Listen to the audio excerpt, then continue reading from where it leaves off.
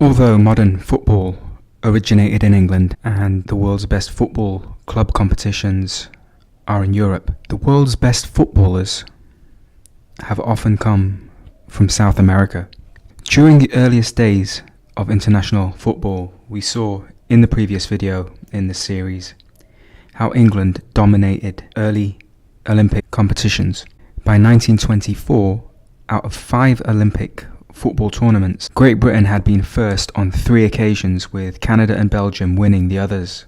The football tournament was a success. In 1912, Sweden had debated for a long time whether to include football because its popularity was not yet worldwide. 12 years later, in Paris, football generated 1/3 of the income for the Olympics, and Uruguay beat Switzerland 3-0 in the final to take the gold medal in resounding fashion. And to prove that the 1924 result wasn't a fluke, Uruguay retained their gold medal in the 1928 Olympics, this time beating Argentina in the final after a replay. The Uruguay side that turned up for the Paris Olympics was an unknown quantity and outsiders to make any sort of impact on the competition. They travelled to Europe in steerage and played to pay for their board. Money was tight. The first South American side to visit Europe made an instant impact on international football. They arranged 9 friendlies in Spain to prepare for the tournament and won all 9 before they arrived in France. Yet to attract attention, beating Yugoslavia 7-0 in their opening fixture. This was a team of workers including, among other professions, a meat packer, a marble cutter, a grocer, and an ice salesman. On the field, their game was a revelation, featuring close passes played directly to the foot, lightning changes in rhythm, and high-speed dribbling. Uruguay epitomized the unique game that had evolved in South America, where individuality and self-expression were more important than teamwork, discipline, and even victory. As a result, players often originating from Spain or Italy had much more skill and flair, which has been attributed to the unique Latin immigrant culture with music at the fore. The Uruguayan poet and journalist Eduardo Galeano wrote, "Like the tango, football blossomed in the slums." As football flourished internationally, with South America established as a hotbed for talent, the inaugural World Cup was held in Montevideo, Uruguay, 1930.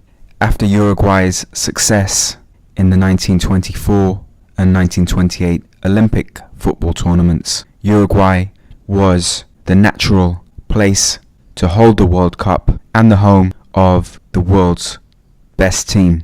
During the tournament, Argentina progressed to the final, albeit in controversial, devastating physical fashion.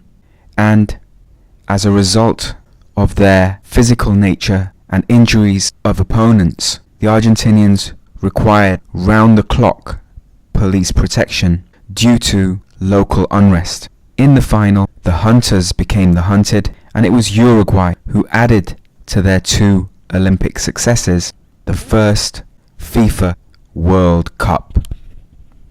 The second World Cup, and first to be held in Europe, was held in 1934 in the Fascist Totalitarian state, Italy. After Italy had withdrawn from the inaugural World Cup after having applied to host the competition, Uruguay refused to defend their trophy in Italy. Also, the British refused to participate, and Argentina sent an amateur team. Austria, capable of breathtaking football, played in a methodical and cerebral style and reached the semis.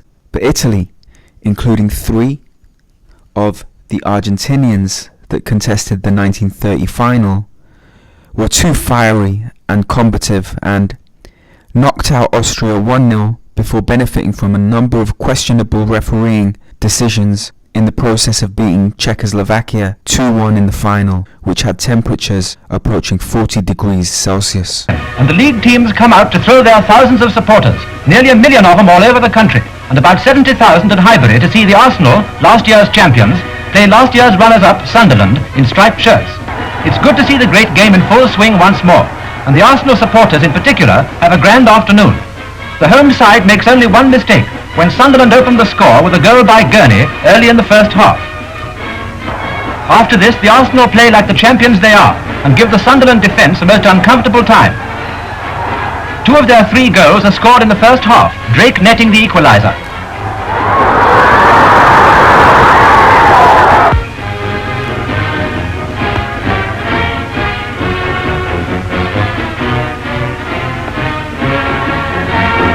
Now the Arsenal have it all their own way and keep up a continuous pressure.